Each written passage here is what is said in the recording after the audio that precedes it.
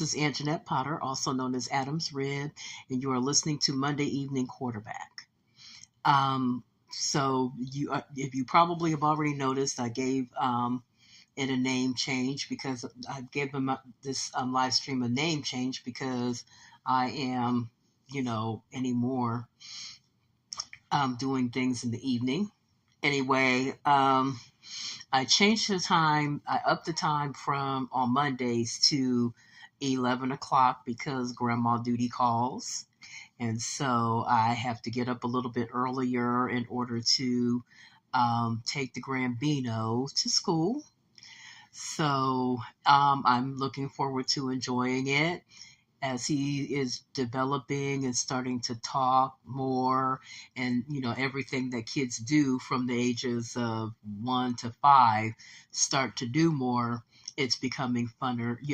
It was always fun to spend time with them. I enjoy infants there.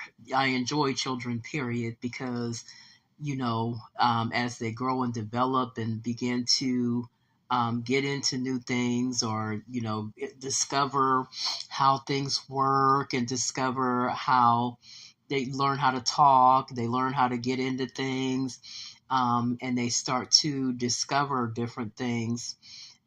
They are funner to be around. They're even fun at newborn stage, believe it or not, to me anyway. Like I said, those first few years when they're starting to learn to walk and talk, and starting to discover different things, and start to recognize you and know who you are, they're just fun people to hang out with. And when they're your grandchildren, you get to spoil them and send them home. And trust that you have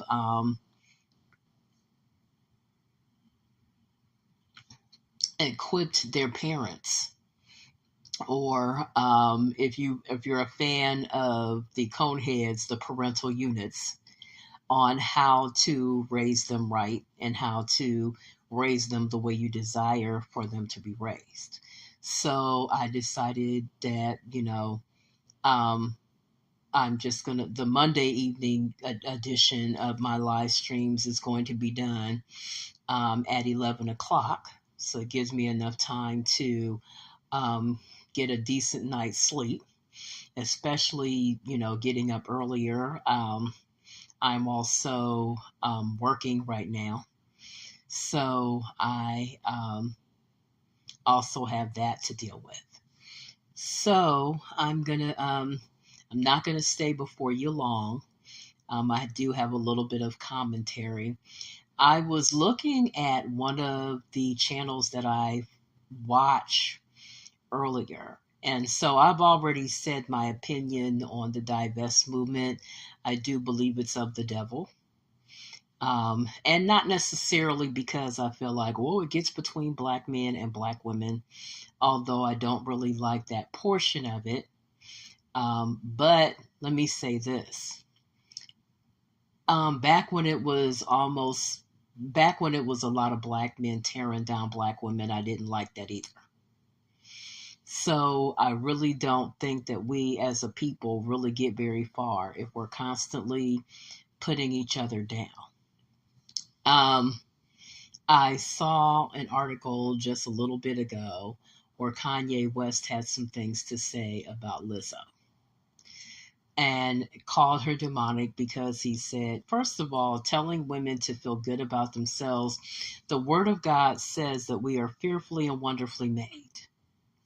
So feeling good about yourself, no matter what size you are, is never going to be demonic.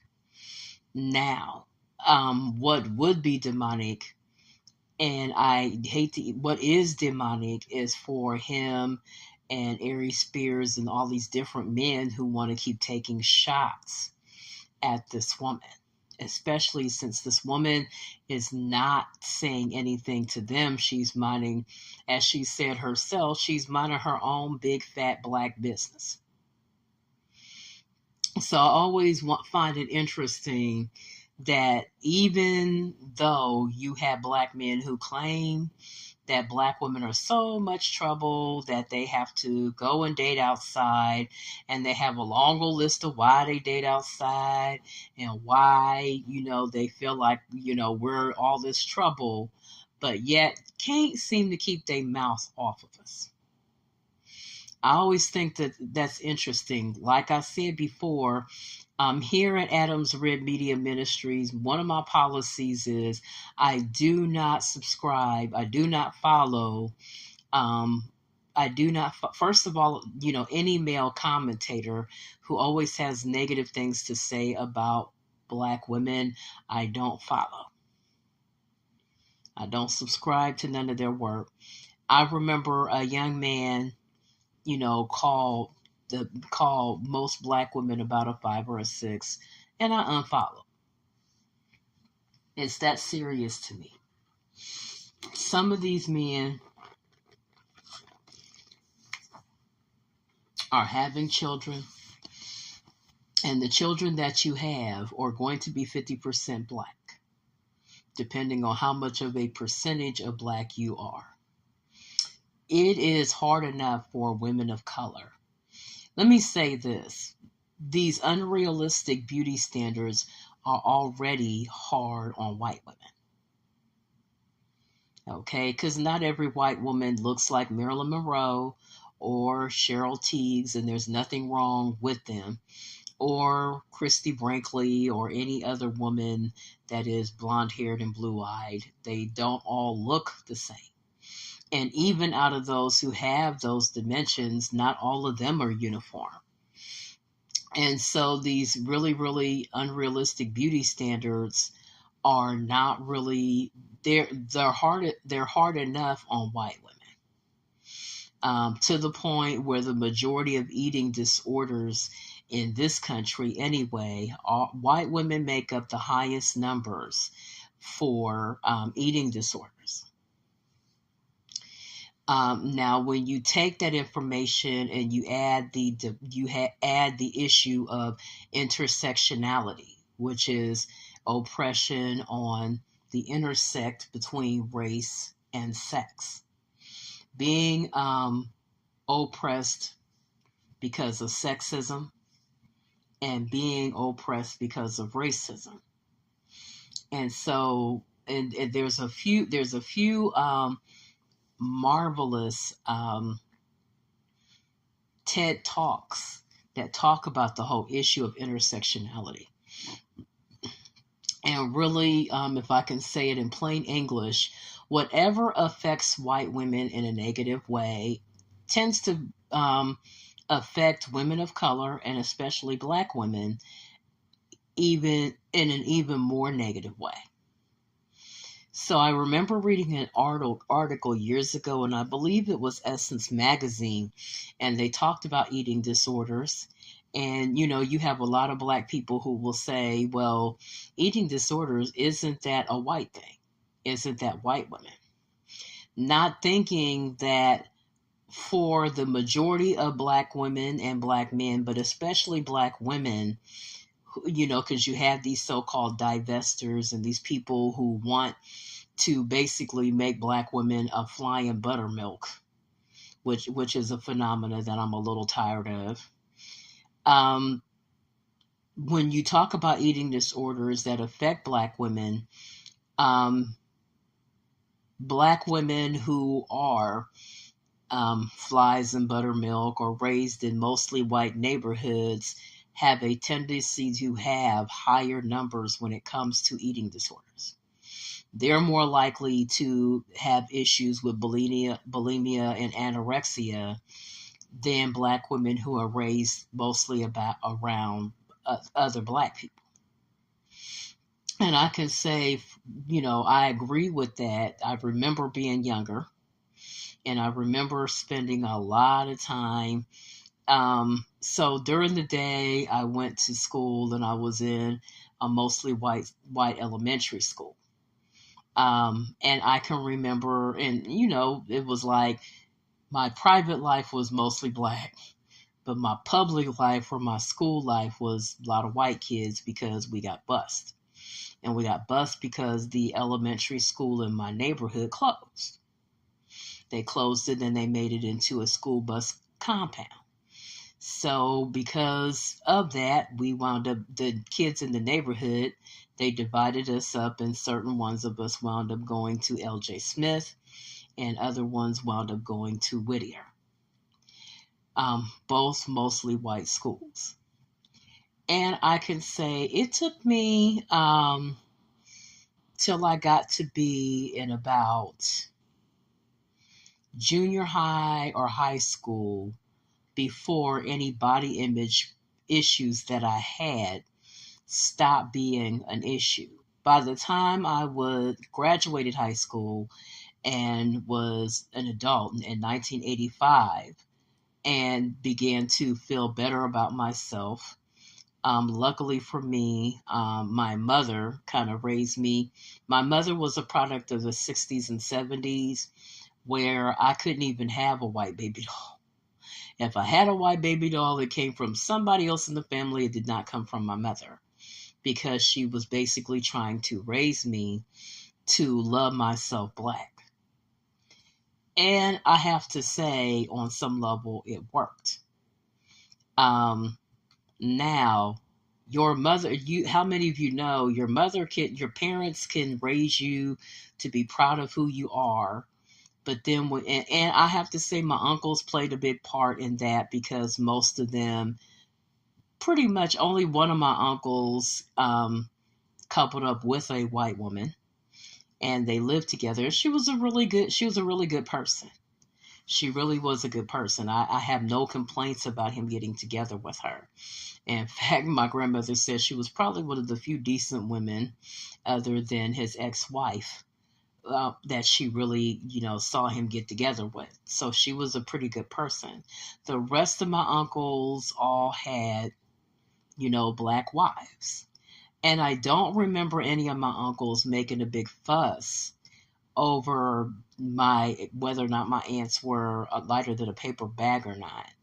And most of the married couples in my family of origin, really on both sides, if there was any colorism that got in, it was mostly my dad's side. Sorry for those who are following me that are on that side of the family, but any colorism, and a lot of it came in from outside as well. Okay, a lot of my cousins on my dad's side are very light skinned. And so being out places with them and having to deal with, mostly black men, and the funny thing is darker complected black men, doing the dis thing, paying more attention to them than they did me. And it didn't happen like often. I've seen TikTok has these interesting things that show up on YouTube where they talk about women being treated like they're less attractive because they're fat, or because they're dark, or different other stuff like that. And it's amazing to me, especially when you start talking about women, the number of women who have been basically treated as though they were unattractive, and there's really nothing wrong with the women. Now, when I was younger, I fell into the attractive for a dark-skinned girl category. And when you're in that category, you're still not very naive when it comes to guys, because you recognize that even though you still get a lot of attention, you get phone numbers, you get men who of all colors who try to talk to you, you also have the little nagging thing in the back of your brain that says there are still women who may not be as attractive, but because they fit into either lighter than a paper bag or white or whatever, there's a possibility that they're still going to get more attention than I was getting. So there's always that room for somebody to treat you like you're less attractive when they get around the woman that they claim is their type. So I won't say that it never happened at all. And I guess I was at least confident enough to be able to tell other women, like, girl, there's nothing wrong with you. Why are you upset over that one particular guy, not realizing, I'm not apologizing, not realizing that who knows what this person has been through. And I will say this again, and most of the black ones that I saw that were on those TikTok threads, I always kind of wondered, I wonder what kind of school they went to. Because usually when we're in a mostly white environment, we don't tend to do too good when it comes to keeping up our confidence levels because of the whole white favoritism thing and white privilege. Okay. You can look up the data. I don't have it with me presently. Our children don't fare too well in environments where they are the minority. They're more likely to get suspended. They're more likely to get, they're more likely to be suspended. They're more likely to receive more severe punishments. And they're more, it's just a lot of more likely things that go on. I was looking at comedian Amber Ruffin this week, and she talked about schools who have police officers, basically community police officers, assigned to their school to keep down trouble, and how black and brown children, and brown meaning Latin or Middle Eastern or somebody that's of color but not necessarily black, on and also Asian. Asians don't get into too much trouble because of the whole honorary white person mentality that seems to be aimed in that direction. Black and brown children, like I said, meaning Latin, tended to get wrote up more often.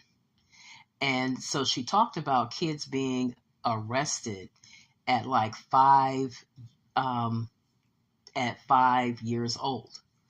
So I've said this my own self. I was like, it seemed like everything that I was like saying, looking at the TV, she was saying, she was confirming.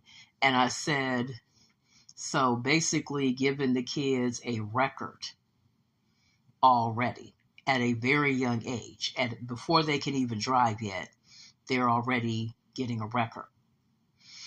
Now, when I hear people like Kanye and Candace Owens with the White Lives Matter, like, we already know that. Nobody is saying that Black lives matter more than white lives. What we're saying is, and I know there's been some controversy with the young women who started the movement because of some stuff that they've been into. I still am never going to be an all lives matter person. And I'm not going to be an all lives matter.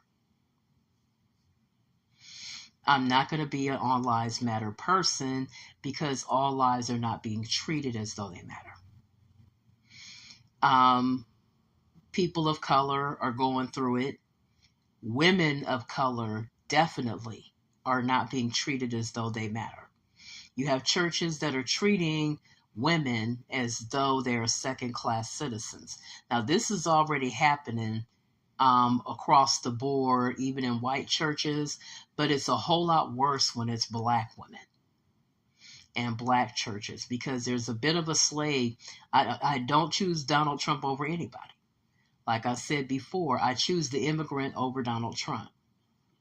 And I'll tell you why. The anti-immigrant sentiments that you hear in this country are really a mask for racism. Because no one says anything about the white Canadian that comes over. No one seems to have a problem even with English people who immigrate over here. Irish, as long as the immigrant is white, it's cool. But let the immigrant be a person of color. I managed to, when I was younger, I saw 2 biopics involving persons of color who were not black. One was Bruce Lee, and the other was Freddie Prinze Sr., father of Freddie Prinze Jr. So for those of you who don't know, if you're a child of the 70s like me, then you remember the show Chico and the Man. And remember, number one, he was gorgeous. This man was beautiful. He was one of the most beautiful Latin men I have ever seen. um, and both of their stories, both of them experienced racism. Both of them had to deal with the racist machinery that is the entertainment industry, or Hollywood, as some of us may call it. And so, like I said before, I'm not interested in divesting, because divesting really has very racist roots, because it's really just another way of saying that everybody else is cool to date except your own black people. I have a problem with that. Now, there's a difference between people who just organically go out and in the course of their dating life, they meet someone and they decide to marry that person based on a whole lot of criteria that they think is attractive in a member of the opposite or same sex. And I say that because I have cousins that are of the LGBTQ community that are in interracial relationships, even as far as they go. So there are plenty of people of that community that are involved in interracial relationships.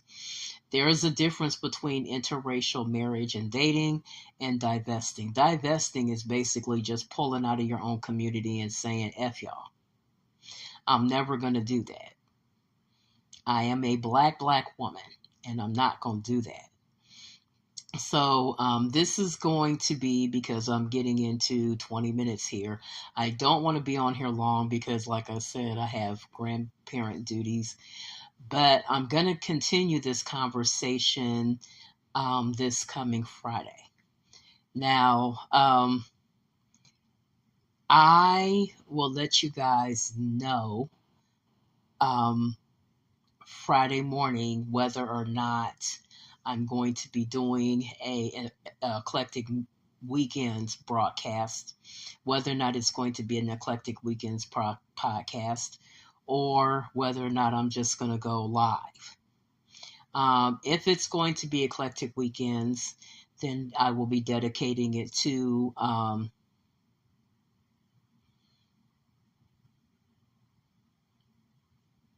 Coolio and Miss Loretta Lynn. So both of them are going to be talked about, and it's going to be a continuation of some of the stuff that I'm talking about tonight. I think that as a African American, you need to be advised of your rights. There's a lot of false teachings going on in a lot of churches, and I'm like, you do realize that the separation of church and state does not cover criminal behavior. It also doesn't cover, and there's behavior that is a sin, but not necessarily illegal. And I say this because so many people are trying to tell people, well, this is God's will. And it's like, where do you find that in the Bible? And I don't mean just some scripture that you picked up and saw a few little words that agree with whatever mess you're doing and decide to throw that out there. Because that tells me that you didn't search at all. Okay, so I'm going to talk a little bit more about that this coming Friday. But I just wanted to be a woman of my word and do, give y'all a little half hour to give some commentary and everything and talk about some of the day's issues. Like I said before, I have a real problem. It's not racial unity if it's white people hijacking the narrative.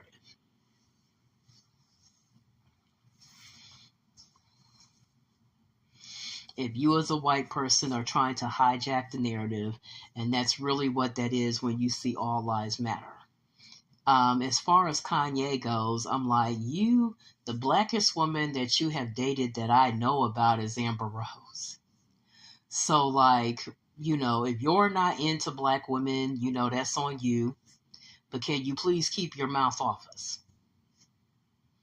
Okay. He already kind of lost me with the whole slavery was a choice thing. Okay. Not, no, no, no, no. Like, you know, I'm not really trying to hear all that. I think once again, he's gotten out without his medication and really needs to take his pill. Okay. Stop getting out without your medication and doing things. And of course, he did this with one of the most ignorant black women I have ever met, Candace Owens. The woman who has always got something ignorant to say that makes absolutely no sense and just is not, you know, don't get me wrong, I'm not going to say I've never made an ignorant um, statement. I'm sure I have. But as I'm doing, commentary and as I'm talking and teaching on my blogs, I'm starting to, I believe in knowing better and doing better. As you begin to learn and grow, you know better and you choose to do better. I also want to talk about the voice. I haven't had a chance, like the past couple of Mondays, last Monday, and then tonight. The only reason that I haven't really posted about it, even though I promised I would, is because I've been getting home later, and my phone, I used to be able to watch it while I was out, and the internet that I have right now does not give me the capabilities to be able to watch it while I'm out, and it makes me mad. But I do have my team picked out. I think tonight was like the last night that they did the blinds. So now this week they're going into the second reading process, which is where the different people on the different teams compete against each other. They're now doing duets. I mean, that's just a plain way to put it. They're now doing duets. And so between the duets is how they kind of take their team down a little bit more. And the way they do it is the coach decides which one were the strongest contender, and they pick that person, and the other coaches have an opportunity to steal.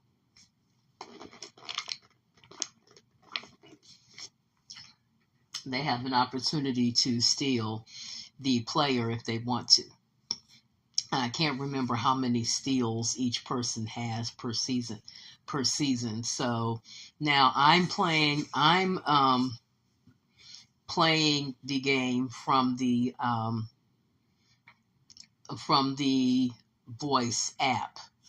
And I'll say this much: if you decide to follow along and do it, if you go into the app, you can see they have clips of all of the different people that were in the blind auditions. If you want to pick people and put on your team, my team is full already. My team is usually full before they even are finished with the blinds. And so I have to check my app and see. How many of my people are still there. I think they're still there, but you don't win money. I wish we did. But